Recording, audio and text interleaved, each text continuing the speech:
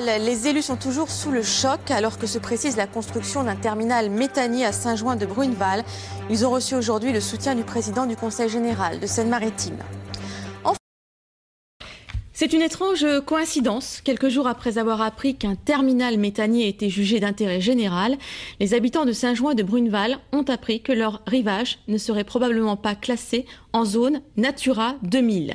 Le président du Conseil général de Seine-Maritime, Didier Marie, a rencontré aujourd'hui les élus à Étretat et ils partagent leur inquiétude. Arnaud Moreau, Anis Berthiaud. C'est un nouveau coup dur pour les opposants au terminal méthanier. Il y a quelques jours, ils apprenaient que ce projet était qualifié d'intérêt général. Hier, une décision gouvernementale est tombée. Le secteur de Saint-Jouin-Bruneval en rouge ne figure pas dans la zone classée Natura 2000.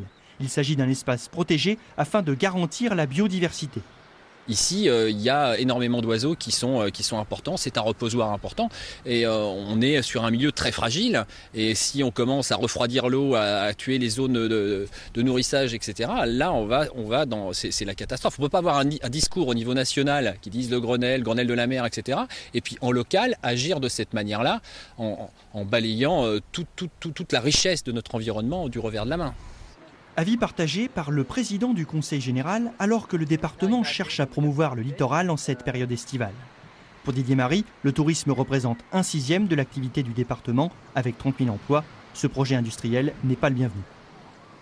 Le site lui-même est de grande qualité et il y a là des espèces faunistiques, floristiques qui sont remarquables. Il y a déjà eu des procédures d'approche de classement. Je ne vois pas pourquoi on n'a pas classé cette fois-ci, excepté parce qu'on veut favoriser l'implantation du terminal méthanier.